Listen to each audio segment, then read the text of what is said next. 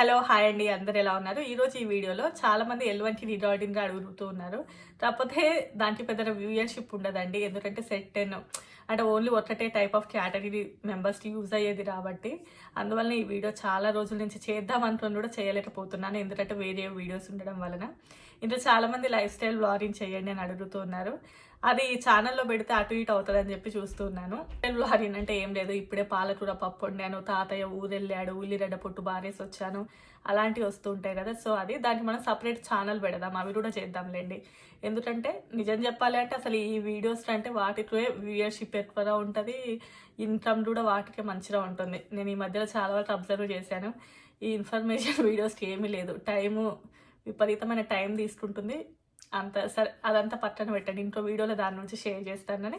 So ఇంకెవరైనా మొదటిసారి మన ఛానల్ని చూస్తున్నట్లయితే తప్పకుండా సబ్స్క్రైబ్ చేసుకోండి, వీడియోకి లైక్ చేయండి, ఎవరికైనా యూజ్ అవుతుంది అనుకుంటే షేర్ కూడా చేయండి. సరైన టాపిక్లోకి వెళ్ళినట్లయితే H1 L1 అనేది రెండు కూడా వర్కింగ్ వీసాలే, అది అందరికీ తెలిసిందే. ఇప్పుడు నేను మోస్ట్లీ కూడా ఓన్లీ సాఫ్ట్వేర్ రిలేటెడ్గా చెప్తాను.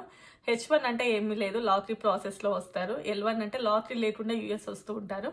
చాలామంది కంపెనీలో ఆల్రెడీ ఎక్స్పీరియన్స్ ఉన్న క్యాండిడేట్స్ని రానివ్వండి, లేదు అంటే ఆల్రెడీ అంటే మేనేజర్స్ కింద మంచిగా ఉన్నటువంటి వాళ్ళని L1 వీసాల మీద ఇక్కడ పంపిస్తూ ఉంటారు. వాళ్ళ కంపెనీలో రిక్వైర్మెంట్ ఉంటే H1 లేదు అని అనుకున్న వాళ్ళని సో అలా పుష్ చేస్తూ పంపిస్తారు. సో వాళ్ళకి ఏంటి అంటే ఎలాంటి లాటరీ సిస్టమ్ అయితే ఏమీ ఉండదు.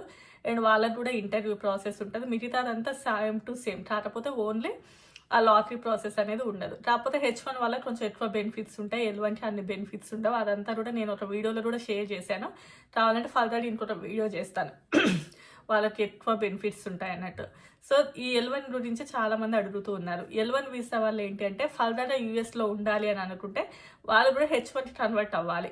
అందులో మొదటి విషయం చాలా మంది ఏంటి అంటే L1 వీసా మీద ఉండి H1కి మారొచ్చా అని అడుగుతూ ఉన్నారు. ఎందుకంటే ఇప్పుడు H1లో నడుస్తూ ఉన్నాయి కాబట్టి వేసుకోవచ్చండి, ప్రాబ్లం ఏమీ ఉండదు, అదేమి ఇల్లీగల్ కాదు. L1 వీసా మీద యూఎస్లో ఉన్న వాళ్ళు కూడా H1కి కన్వర్ట్ అవ్వచ్చు. కొంతమందిని ఏంటంటే కంపెనీసే ఫైల్ చేస్తాయి, బట్ కొన్ని కంపెనీస్ పెద్దగా యాక్సెప్ట్ చేయవన్నట్లు. సో అందువల్ల వాళ్ళు ఏంటంటే బయట కన్సల్టెన్సీస్ త్రూ చేయించుకుంటూ ఉంటారు. అదేం పెద్ద ఇల్లీగల్ ఏమి కాదు, చేసుకోవచ్చు. కాకపోతే ఇక్కడ ఒక చిన్న ట్విస్ట్ ఏంటి అంటే మనం ఇండియాలో ఉండి H1 వేసుకున్నాం అనుకోండి, అది 6 years ఉంటుంది వీసా, నార్మల్గా H1 వీసా. అదే మనం ఆల్రెడీ యూఎస్ వచ్చామనుకోండి, యూఎస్లో నువ్వు ఒక L1 వీసా మీద ఒక 3 సంవత్సరాలు ఉన్నావు, ఆ తర్వాత నీకు ఇంకా యూఎస్లో ఉండాలి అనిపిస్తుంది, సరే ఇంకా నేను H1 వేసుకుందాం అని చెప్పేసి వేసుకున్నారు అనుకోండి. ఒకవేళ మీరు H1 వచ్చింది అనుకోండి, అప్పుడు ఏమవుతుందంటే L1 వీసా కూడా 6 years, ఆల్రెడీ నువ్వు 3 years యూఎస్లో ఉన్నావు, ఇంకా నీకు 3 years పీరియడే ఉంది. సో నీకు 3 years తర్వాత H1 వచ్చింది అనుకోండి, ఈ ముందు నా 3 years మైనస్ అవుతాయి. అప్పుడు మీరు వీసా అనేది ఓన్లీ 3 yearsకి వస్తుంది, 6 yearsకి రాదు. అదే మీరు ఇండియాలో ఉండి H1 వేసుకున్నప్పుడు 6 years ఉంటుంది కదా. సో మీరు యూఎస్లో ఉండి L1 వాళ్ళు H1 వేసుకున్నప్పుడు ఆ ఇయర్స్ అనేది మైనస్ అవుతుంది. ఫర్ ఎగ్జాంపుల్ 2 years L1 మీద ఉండి అప్పుడు H1 వేసుకుంటే మీకు వచ్చింది అనుకోండి, ముందు నా 2 years మైనస్ అయిపోయి ఓన్లీ 4 yearsకి మాత్రమే మీకు వీసా వస్తుంది. అది కొంచెం డ్రాబ్యాక్. నెక్స్ట్ థింగ్, ఒక 4 years L1 వీసా మీదనే ఉన్నారు, సరే మీరు H1 వేసుకున్నారు, ఒక 2 yearsకే వచ్చింది. ఆ తర్వాత మీరు అంతా కంపెనీస్ నెక్స్ట్ ఫర్దర్ ప్రాసెస్ ఉంటుంది కదా, అంటే I-140 రానివ్వండి, లేదు అంటే అది గ్రీన్ కార్డ్ ప్రాసెస్, అది చేస్తున్నప్పుడు ప్రాసెసింగ్లో ఉంటే పెద్ద ప్రాబ్లం లేదు. కాకపోతే ఏంటంటే మీకు ఆ 2 years ఉంటుంది. ఆ 2 years తర్వాత యాజ్ యూజువల్లీ మీరు ఇండియాకి వెళ్ళిపోవాల్సి ఉంటుంది అన్నట్లు. ఎందుకంటే 6 years కాబట్టి దాని యొక్క వ్యాలిడిటీ. సో ఇది మీరు చూసుకొని వేసుకోండి L1 వీసా వాళ్ళు. లేదంటే మీరు మంచి కంపెనీ త్రూ వేయించుకుంటున్నారు అంటే దెన్ ఓకే, వాళ్ళు మీకు ఇట్లా ముందే మాట్లాడుకోండి, మీరు ఇట్లా గ్రీన్ కార్డ్ ప్రాసెసింగ్ ఇలా నాకు ఒక 3 years టైం ఉంది, 2 years టైం ఉంది, అలా ఉన్న వాళ్ళు ఎవరైనా ఉంటే మాత్రం దెన్ ఓకే మీరు ఆ కంపెనీస్ త్రూ వేసుకోవచ్చు. బట్ ఓకే, మీరు L1 వీసా వాళ్ళైనా కూడా ఈ సంవత్సరం H1Bని అయితే ఫైల్ చేసుకోవచ్చు. చాలా వరకు ఏంటంటే ఈసారి H1Bలో చాలా తక్కువ అప్లికేషన్స్ వస్తాయని అనుకుంటూ ఉన్నారు అందరూ. మోస్ట్లీ 3 to 4 lakhs మించకపోవచ్చు అని చెప్పేసి. ఎందుకంటే ఆల్మోస్ట్ $200 కట్టాలి కదా, అదే సుమారు 18,000 వరకు కట్టాలి. అండ్ మల్టిపుల్ అప్లికేషన్స్ వేసుకోలేము. ఇన్ కేసు వేసుకున్నా కూడా 18,000 కట్టి ఎవడేసుకుంటాడు మల్టిపుల్ అప్లికేషన్స్. సో చాలా వరకు కూడా తక్కువ అప్లికేషన్స్ ఉంటాయి. సో ఆల్మోస్ట్ వేసుకున్న చాలా మంది కూడా ఈసారి పిక్ అయ్యే ఛాన్సెస్ ఉన్నాయి అనుకుంటున్నారు. సో మీరు ఎవరైనా వేసుకోవాలి అనుకుంటే వేసుకోండి. బట్ స్టూడెంట్స్ మాత్రం ఓకే, మీరు ఆ టైం వరకు మాకు జాబ్ వస్తుంది అనే నమ్మకం ఉంటే వేసుకోండి, లేదు అంటే మళ్ళీ పేరోల్ జనరేట్ చేయాలి, అది పెద్ద తలకాయ నొప్పి కాబట్టి. సో మీరు కొంచెం ఆలోచించుకోండి. నెక్స్ట్ సెకండ్ పాయింట్ ఏంటంటే L1 వీసా మీద మీరు 3 years ఉన్నారు, కంపెనీ వాళ్ళు వేరే వాళ్ళు మీ ప్లేస్లోకి వచ్చారు కాబట్టి మీరు ఇండియాకి వెళ్ళిపోవాలి అని చెప్తారు. అది కామన్ ఉంటుంది L1 లోపల. మీరు ఇండియాకి వెళ్ళిపోయారు అని అనుకోండి. సో ఆ సంవత్సరం మీరు H1B వేసుకోవచ్చా? ఆ సంవత్సరం వేసుకోలేరండి. L1 వీసా వాళ్ళైనా ఈవెన్ ఎవరైనా కూడా 1 ఇయర్ ఇండియాకి వెళ్ళిన తర్వాత ఒక 1 ఇయర్ కూలింగ్ పీరియడ్లో ఉండాల్సి ఉంటుంది.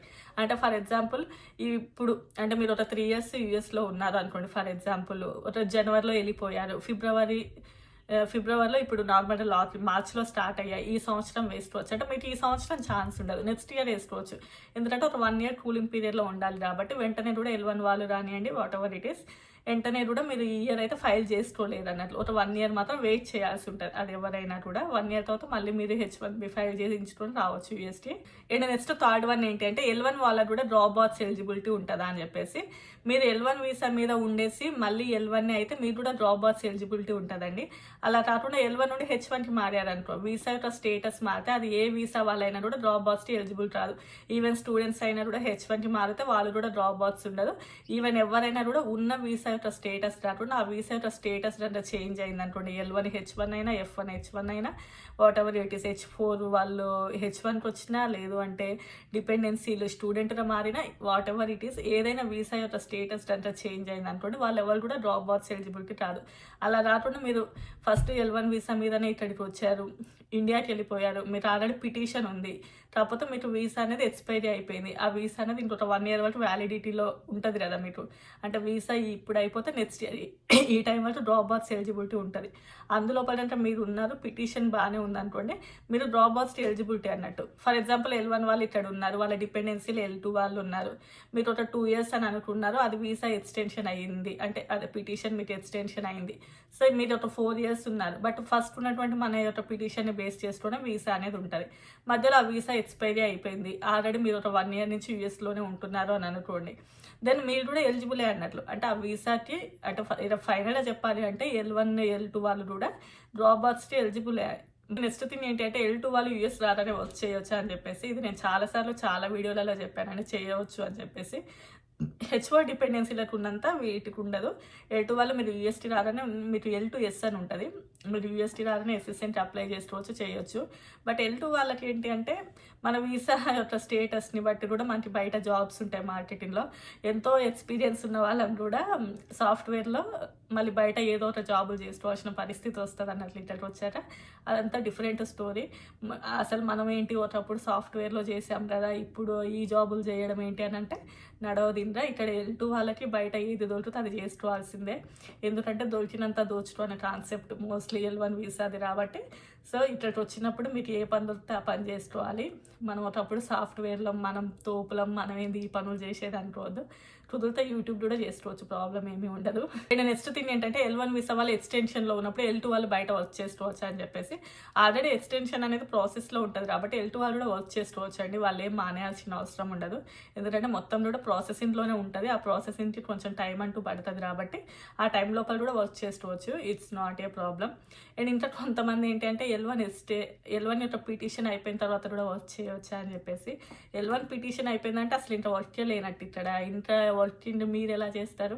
మీరు వాళ్ళ పిటిషన్ని బేస్ చేసుకొని మీరు కదా ఆల్రెడీ ఆ పిటిషన్ అయిపోయిందంటే ఇక్కడ క్లోజ్ డౌన్ అన్నట్లు మళ్ళీ ఇండియాకి వెళ్ళాల్సిందే. ఇంకా ఆ క్వశ్చనే రాంగ్. ఇంకా నాకు తెలిసి మీరు అడిగిన అన్ని క్వశ్చన్స్కి నేనైతే ఆన్సర్ చేశాను అనుకుంటున్నాను, మీకు అర్థమైందని అనుకుంటున్నాను. అట్లీస్ట్ వీడియో చూసిన అందరూ లైక్ చేస్తే కొంచెం ఇలాంటి వీడియోస్ కూడా ఎక్కువ మందికి రీచ్ అవుతుంది.